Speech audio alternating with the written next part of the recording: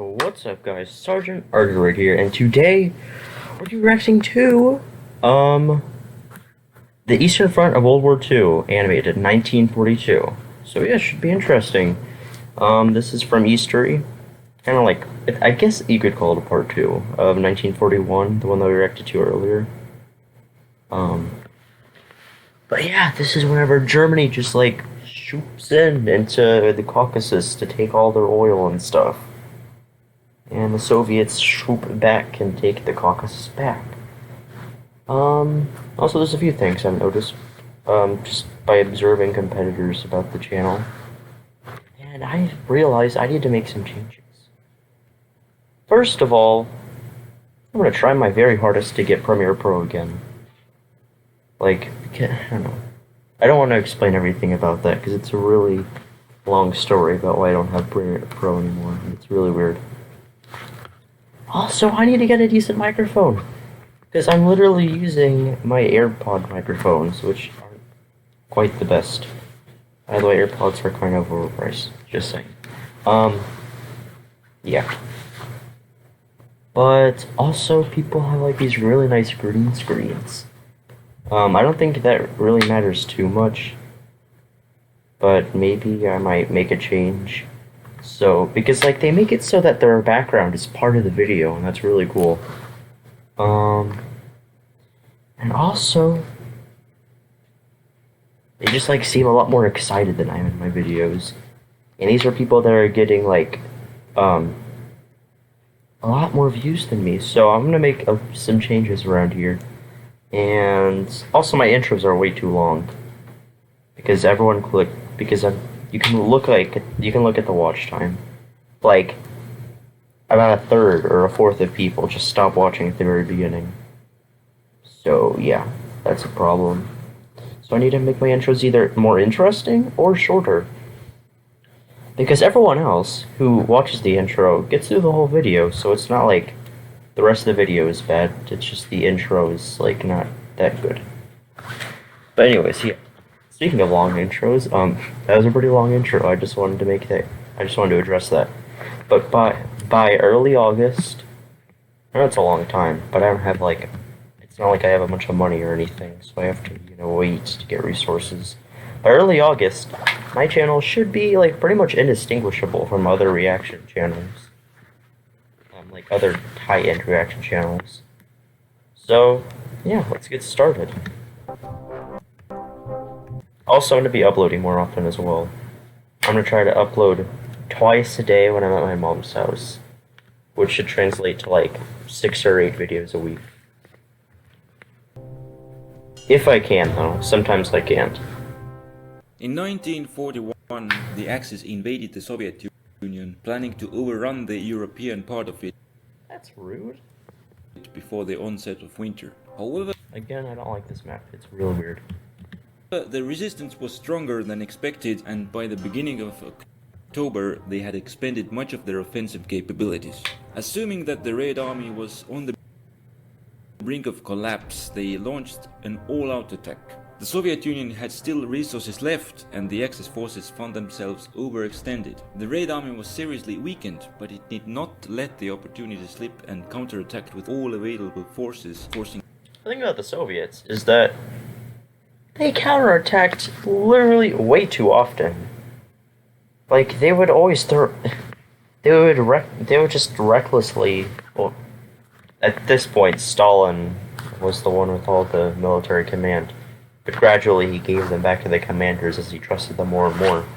But Stalin, like, he kept ordering these really weird counterattacks, which did nothing except expend all the resources and create losses. So, yeah.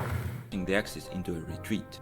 In the Black Sea region, the Soviets undertook an amphibious operation. They landed their forces in the Crimea, survived the Axis counterattack, and made preparations to take the whole peninsula.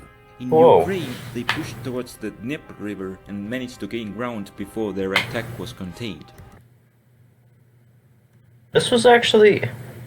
I remember Tick saying this. I think this is actually a diversionary attack. Because they thought that, the Germans were planning on focusing on Moscow.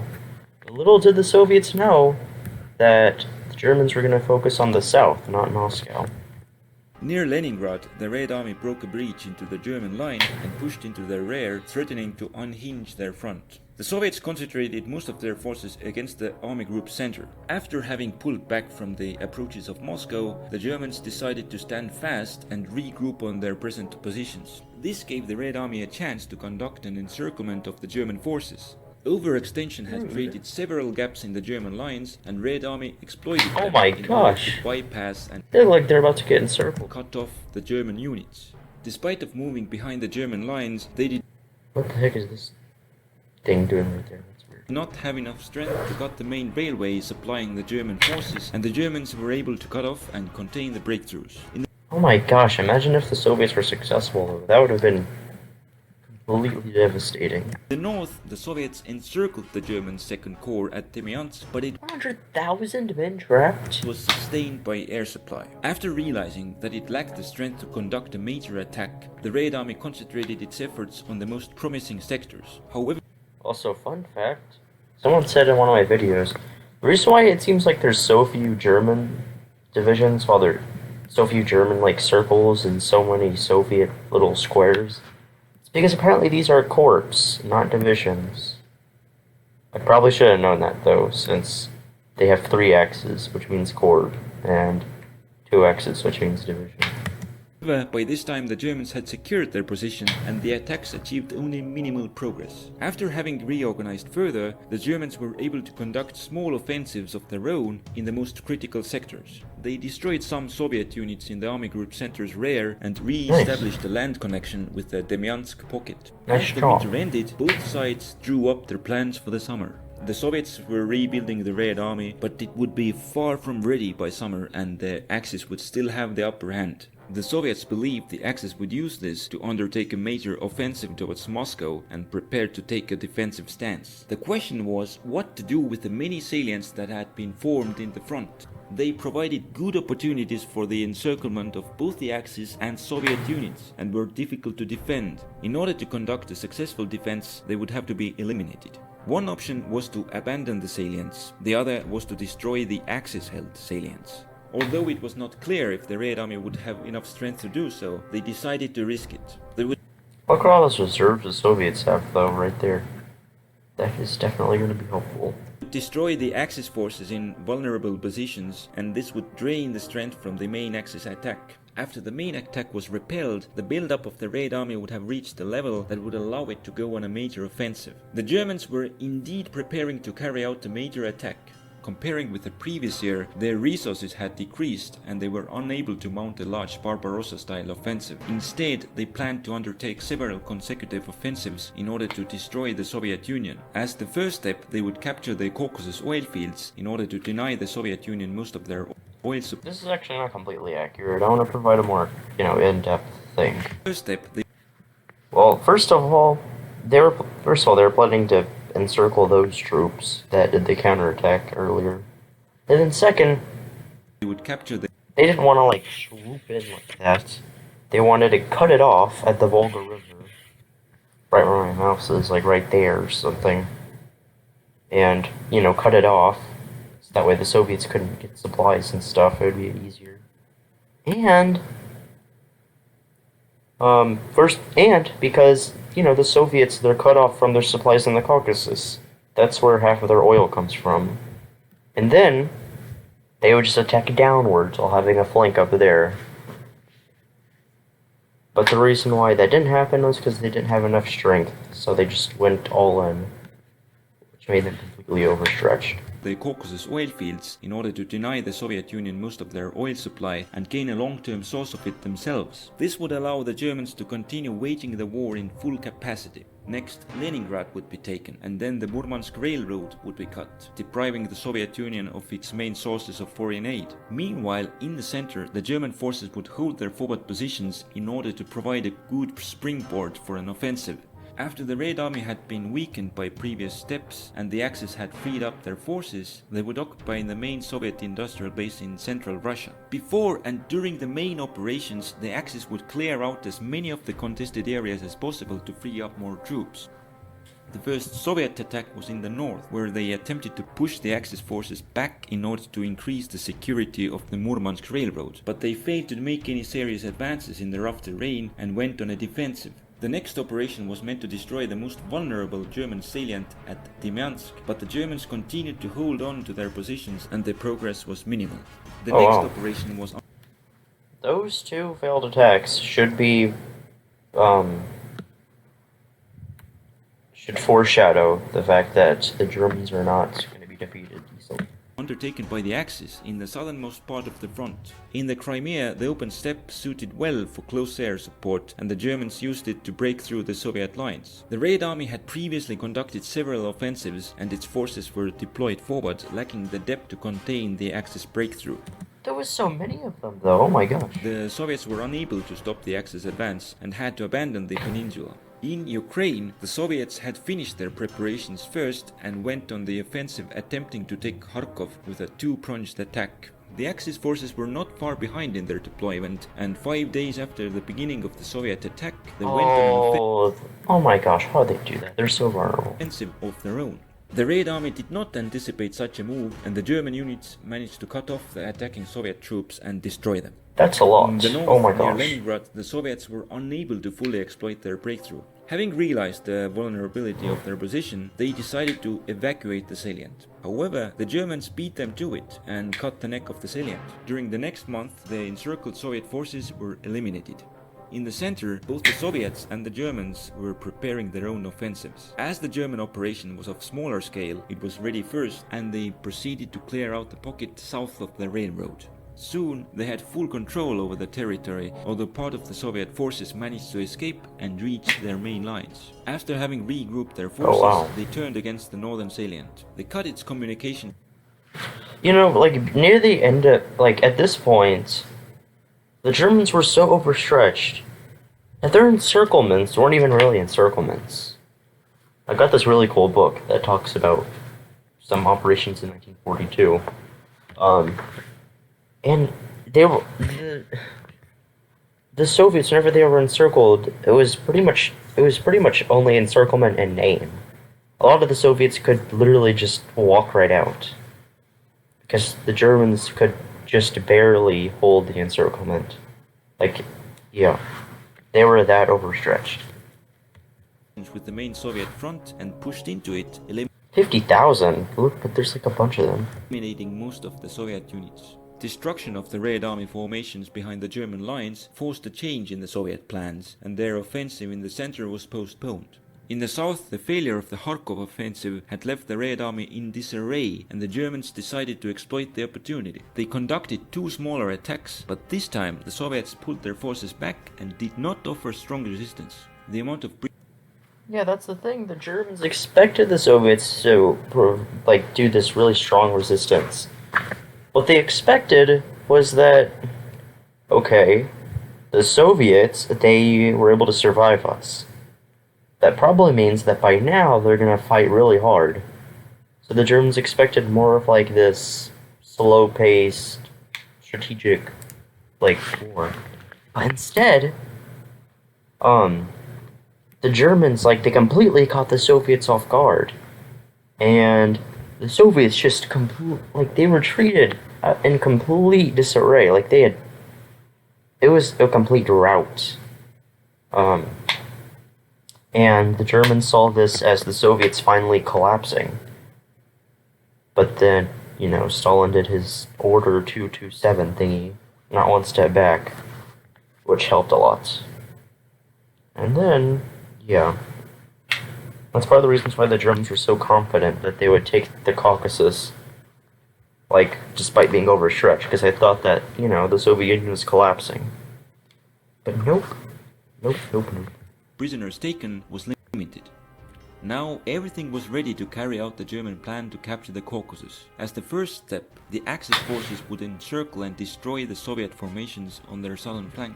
Yeah, and that's the bad thing. Like, the Germans couldn't encircle them. Well, because one, they're really overstretched, and two, because the Soviets were just completely they were just running away. Like, it was impossible to encircle them because they were just running away. Then they would advance and take strong defensive positions along the Volga and Don rivers to cut the communications between the Soviet heartland and the Caucasus. This would shield the Axis forces in the south from the main force. Yeah, this is the Germans' new plan. They had to create a whole new plan because they realized how overstretched they were. They had to split up their army group into Army Group A and B. This half of a army group. I don't even know if you call them an army group. It's so weak at this point. Is trying to go up against all of that, and half of the other army group is supposed to take over the entire Caucasus through all those rivers and the Caucasus Mountains. No, that's not gonna work. Of the Red Army. As the third step, the Axis forces would move into the Caucasus and take over the oil fields. The first German attack reached the Don River as planned. Dang, the Germans are outnumbered. The Soviets expected that they would turn north towards Moscow and like I said before, deployed the reserves, conducting a counterattack from this direction. In the south, the Red Army began to withdraw to avoid encirclement. Because the German plan was founded on the assumption that the Soviets would avoid retreat, as they had done in the previous year, they were now confronted with the possibility of Soviet forces escaping the encirclement. They altered the plan, sending the forces immediately to the south in order to catch the Soviet units. However, the Soviet formations but look how overstretched they are trying to do that. Just look. the south joined the retreat, allowing most of them to escape the encirclement. By this time, the Soviet command had understood the German intentions and had deployed their strategic reserves to keep the Axis away from the Volga River. That's a lot of Meanwhile, the other reserves. forces retreated south over the Don. During that time, the Germans had also captured Sevastopol and This is so cool. That's whenever they get to use their the Gustav cannon. That the well-known humongous cannon on that train that the Germans have. If you play Call of Duty World War II, it's called Gustav cannon. It's that one map where it has that giant train. But yeah. when it was clear that the Caucasus direction was properly covered, they sent the freed up forces north to take Leningrad. In the central part of the front, the Germans were finishing the preparations to destroy another Soviet salient, but before that, the Red Army had finished deployment and commenced its offensive against the Army Group center. The Germans reinforced the defenses and then attempted to cut the southern Soviet salient with weaker forces, but were unable to. The terrain in the area of the Soviet attack was not suitable for the use of heavy weapons, and the main brunt of the fighting fell to the infantry, which suffered heavy casualties. Despite pushing the Germans back, they were unable to destroy their forces, limited at... See, these are the dumb counterattacks that the Soviets had, but there was a lot. Not just the ones that they're talking about. These are just the really big ones. Attacks continued for a month more, but they failed to secure more territory. In the north, the Germans planned to use reinforcements from the Crimea to cut off Leningrad. In addition, they planned to undertake several operations in order to improve their defensive positions. The Red Army was meanwhile preparing to re-establish the land connection to Leningrad by pushing through the thin strip of the German-held territory. The Soviets attacked first, and the Germans had to use the reserves to repel them. The defense tied up their forces, and they lost the time they needed for the encirclement of Leningrad. In addition, they could spare enough troops only to widen the neck of the Demyansk salient. In the south, the Axis had failed to destroy the Soviet formations opposing them, but in the same time, the quick retreat had thrown the Soviet forces into disarray, putting them in need of reorganization. Meanwhile, the Axis troops were left unscathed. The Germans decided to solve the situation by not allowing the remaining Soviet units to reorganize and moved immediately towards the Caucasus, while the other part of their forces would secure the flank. The Soviet forces continued their retreat until they reached the Caucasus Mountains. There they made a stand and dug in on the bottlenecks. In the north, the Germans used the open steppe terrain to outmaneuver the Soviet reserves and moved slowly towards Volga. By the end of August, they had reached the river and entered the city of Stalingrad and began to slowly clear out the city. In the Caucasus, the German Alpine troops traversed the mountain passes, but they lacked the strength to reach the sea and were stopped on the southern slopes. During the following months, the spread out Axis forces continued to make small gains. Although the Axis had made serious advances, they were unable to deliver a crippling blow to the Soviet war effort and decided to complete their objectives in the next year. They anticipated that the Soviets would have enough strength for a winter offensive in one sector and that they would attempt to destroy the salient in the central part of the front. The Germans countered the threat by deploying their reserves. Meanwhile, in the south, the Axis forces attempted to improve their positions as much as possible before the onset of winter. They tried to cut off the Red Army units in the Black Sea coast, but they could not break through the hills. In the central Caucasus, the Germans caught the Red Army off balance and moved deep into the hills until the Soviets redeployed their units. After that, coming of the winter snow put an end to the offensives in the Caucasus. By the Volga, the Axis forces had advanced steadily during the last months, and in the middle of November, they were in the process of removing the last Soviet presence in Stalingrad. They were not expecting a major attack in the south, and instead of creating a defense in depth, the forces of the Axis flank were deployed offensively, concentrating in the east at the point of effort. In this situation, the Soviet breachheads over the Don were considered of secondary importance and were covered by Romanian forces, who lacked anti-tank equipment and were not keen on fighting. Contrary to German estimations, the Red Army had the forces to conduct 2 winter offensives. They had deployed their second force in the south to make full use of the Axis deployment in this sector. The Red Army managed to achieve They are so outnumbered. surprise and overran the Romanian forces opposing them. Then they broke into the undefended Axis rear, cutting off their forward units. Next, they had planned to reach the sea and cut off all the Axis forces in the Caucasus region. However, some of the Red Army forces had to be diverted to repel the German attempt to relieve the Stalingrad pocket, and the advance could not be conducted to full extent. The year in the south ended with the Soviets crushing all Axis hopes to sustain their forces in the Caucasus and Stalingrad and were threatening to advance into Ukraine. At the same time, the Red Army was attempting to cut the German salient in the center. The Germans had deployed their reserves and were prepared for the attack.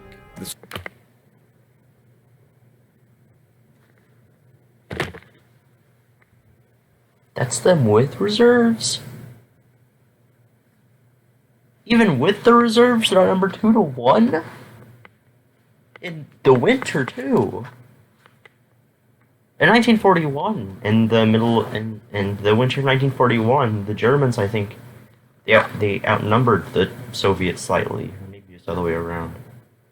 But the Soviets have outnumbered them 2-1, so you can only imagine how, heavy this blow is going to be to the Germans. Soviet attacks were met with staunch defense, and where they were able to penetrate the German defenses, they were thrown back by counterattacks. Oh, wow. The Soviet offensive failed to I guess they're just a run from 1941 in that case.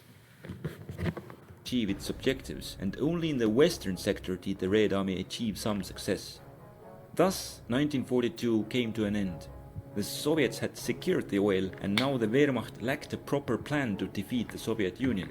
The Soviet forces were moving west with the hope to inflict a decisive defeat on the Axis. At the same time, the Germans attempted to save the situation and create a stalemate. Whether they are successful will be decided in the next year. There is another question. How could I animate so many divisions? Okay, well, thank you all for watching. That was a very interesting video. And later today, I'm going to react to 1943 and 1944. It should be the last episode, actually. So, yeah. Thank you all for watching, and say goodbye. Hello, everyone. If you enjoyed this video, make sure to like it and subscribe to my channel. And, turn on the notification bell thingy. And if you didn't, then make sure to leave a thumbs down. But yeah, that would be greatly appreciated. And while you're at it, go ahead and watch my other videos. They're probably just as good, and if not better than this one right now. Except for my oldest videos, don't watch those. And, subscribe to these people down here, my fellow sergeants. They're other YouTubers that I either know or I have in high regards. Yeah, even my cat agrees. So, thank you for watching, and have a great day.